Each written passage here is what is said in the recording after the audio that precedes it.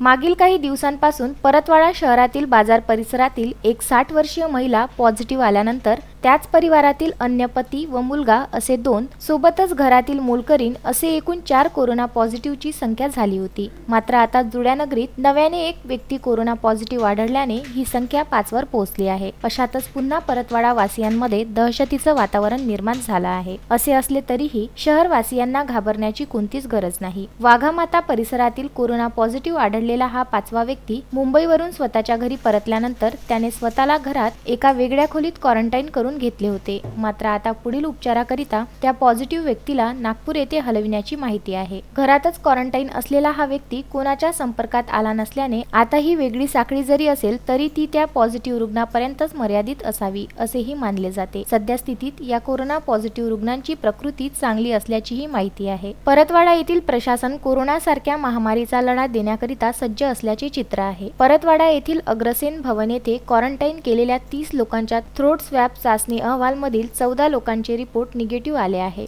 इतर 16 लोकांचे चाचणी अहवाल येणे बाकी आहे। पंकज साबू, विदर्भ न्यूज, परतवाडा।